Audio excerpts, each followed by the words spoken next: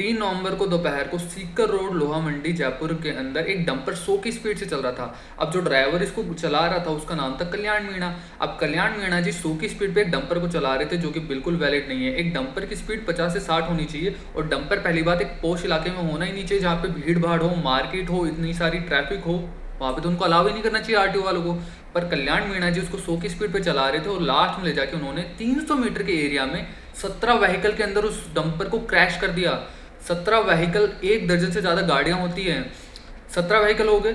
आप वो फुटेज देखना, जो फुटेज है वो बहुत ज़्यादा दर्दनाक है। कितनी स्पीड से आ रहा है, कैमरा भी उसको कैप्चर करने में बहुत टाइम लगा रहा है कि वो इतनी स्पीड से आया, इतनी स्पीड से निकल गया।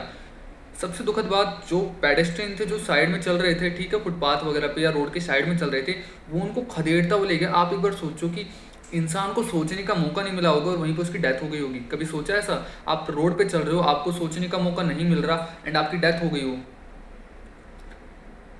स्टार्टिंग में ये डेथ का जो नंबर था वो 10 था, बट यूँ बताया जा रहा है कि कुछ लोग हॉस्पिटल में एडमिट हुए, कुछ ने वहाँ पे दम तोड़ दिया और ये नंबर पहुँच गया है 12 से 14 के बीच में। ठीक है, हो सकता है ये नंबर आगे भी बढ़ जाए, क्योंकि कुछ लोग अभी भी एडमिट होंगे, क्रिटिकल सिचुएशन में होंगे, तो ये नंबर रुकने वाला तो है नहीं। दूसरी बात, एक डंपर एक पॉश इलाके में आ रहा है, जहाँ पे आप मानो कि अगर उसने 17 व्हीकल को टक्कर मारी है, तो उस टाइम उस इलाके में 300 मीटर के एरिया में कितने व्हीकल्स होंगे? 17 व्हीकल्स का होना मतलब वो एक भीड़ भाड़ वाला इलाका है, तो वहाँ पे एक डंपर को अलाउ किसने किया? आरटीओ रूट बनाता है कि जो भारी व्हीकल होते हैं, हैवी व्हीकल होते हैं, उनका रूट होता है शहर के आउटर एरिया से, उनका मतलब शहर के इनर एरिया से नहीं होता। क्यों? आरटीओ कहता है कि अगर आपका ज़्यादा फ्यूल जल रहा है तो जलाओ, बट आप शहर के अंदर से गाड़ियाँ नहीं ले जाओगे। अगर आप अंदर से ले जाओगे तो एक्सीडेंट होंगे, ट्रैफिक होगा, पूरा शहर ठप हो जाएगा। इसलिए वो रूट बनाते हैं शहर के बाहर के तरीके से। अब कई बार क्या कहते हैं, ट्रक वाले फ्यूल बचाने के लिए शहर के अंदर से ले जाते हैं और 100-200 रुपये पुलिस वालों को दे देते हैं, और आरटीओ वाले भी इस चीज़ को मान जाते हैं। ठीक है, तो 100-200 के चक्कर में वो ऐसे ट्रक्स वालों को, डंपर वालों को अलाउ कर देते हैं। एंड रिजल्ट क्या आता है? जो आपके सामने आए हैं, जयपुर के अंदर 14 लोगों की जान जाना, वो भी ऐसे लोग जिनकी कोई गलती नहीं थी। कुछ लोग गाड़ी में बैठ के कहीं जा रहे होंगे, कुछ लोग पैदल जा रहे होंगे, क्या क्या सोच के जा रहे होंगे, और वो क्या हो गया होगा उनके साथ। कई तो ऐसे लोग होंगे जो सोच रहे होंगे कुछ और 1 सेकंड में उनकी डेथ हो गई, क्योंकि ट्रक्स की स्पीड ही इतनी थी। 100 की स्पीड अगर डंपर की, आपको पता है, एक भरा हुआ डंपर जिसकी स्पीड 100 हो, अगर हम गाड़ी चलाते हैं तो 100-120 की स्पीड पे गाड़ी बैलेंस खोलना स्टार्ट कर देती है, अगर ड्राइवर अच्छा ना हो तो। अगर ड्राइवर मॉडरेट है तब भी बैलेंस वो नहीं कर पाता। वहाँ एक डंपर है जो भरा हुआ है, वो 100 की स्पीड पे चल रहा है। आपको पता है डीजल के इंजन की पावर कितनी होती है? अब वो फुटेज देखो, उसकी स्पीड आप मेजर नहीं कर सकते हैं। हम 100 बोल रहे हैं, वो तो दिखने में तो बहुत ज़्यादा दिख रहा होगा आपको, बट इस बार भी प्रशासन किसी की गलती नहीं मानेगा, किसी को इन्वॉल्व नहीं करेगा, डायरेक्ट कह देगा कि हमने कल्याण मीणा को अरेस्ट कर लिया, जो कि डंपर का ड्राइवर है। क्या कल्याण मीणा की अकेले की गलती है? वो गलत तो है, वो 100 की स्पीड पे चला रहा है और शायद वो नशे में भी होगा। और वैसे कल्याण मीणा को ऑन द स्पॉट अरेस्ट कर लिया गया था, लोकल्स ने उसको पीटा भी था, और इतना पीटा कि वो इंजर्ड हो गया, उसको हॉस्पिटल में भर्ती कराना पड़ा। अभी वो हॉस्पिटल में भर्ती है, बट एक पुलिस की कस्टडी में ही है। ठीक है, क्या सिर्फ कल्याण मीणा गलत है? क्या वो लोग वहाँ पे प्रशासन गलत नहीं है कि एक डंपर को उस एरिया तक लाया कैसे गया?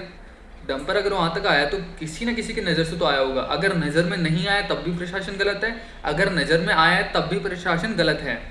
और सबसे बड़ी गलती आरटीओ वालों की है। अगर राजस्थान में जो सबसे करप्ट डिपार्टमेंट मेरे को लगता है वो आरटीओ का है। मैं भी एक शहर में रहता हूँ, नीमराना सिटी करके, यहाँ पे एक डंपर को शहर के अंदर से क्रॉस कराने के लिए 100 रुपये लिए जाते हैं। रात के जैसे ही 10-11 बजते हैं, शहर के बीचों बीच से 40 से 50 डंपर क्रॉस करते हैं। क्यों? क्योंकि उनको अपना तेल बचाना होता है। हमारे यहाँ पे शाजापुर टोल प्लाजा में 200-250 तो गाड़ियों का लगता है, ट्रक्स का कितना लगता है मुझे नहीं पता। वो उनका जब गाड़ी का 250 रुपये टोल लग रहा है, तो ट्रक्स का तो ज़्यादा ही लगता होगा। तो उसको बचाने के लिए वो शहर के अंदर से डंपर्स का रूट चेंज कर देते हैं। पुलिस वाले उसको अलाउ करते हैं मात्र 100 रुपये में। अब एक ट्रक वाला सोचेगा कि मैं कहाँ 1000-1500 टोल टैक्स पे दे के आऊँगा, मैं 100 रुपये इसको दूंगा, 1400 रुपये मेरे जेब में बचेंगे, मेरा तो फ़ायदा है। अब वो 1500 के चक्कर में बहुत से लोगों की जान खा जाते हैं वो डंपर वाले। आप इस चीज़ को कैसे मैं इसको समझाऊं, क्या मैं इनको बोलूं? प्रशासन एकदम अंधा हो चुका है। आप रिसेंटली देखो, बस एक्सीडेंट हुआ था जोधपुर में, उसके बाद कुनेरू में हुआ था स्टैम्पेड, ठीक है। उसके बाद अपने तमिलनाडु आंध्र प्रदेश में भी बस के एक्सीडेंट्स हुए हैं, लखनऊ में भी बस का एक्सीडेंट हुआ है, मीन्स उसके अंदर आग लगी है, एक्सीडेंट ही एक हुआ, कितने लोगों की जान गई है और जिम्मेदार कोई नहीं। हाँ, हर एक के पीछे रीज़न एक ही है, आरटीओ। जैसलमेर में भी आरटीओ ही रीज़न है, लखनऊ में भी आरटीओ रीज़न है, तमिलनाडु आंध्र प्रदेश में भी आरटीओ ही रीज़न है, और यहाँ पे भी आरटीओ ही रीज़न है। जो सबसे करप्ट डिपार्टमेंट है वो आरटीओ बन चुका है अब तक का। मिलते हैं अपनी नेक्स्ट सीरीज़ में।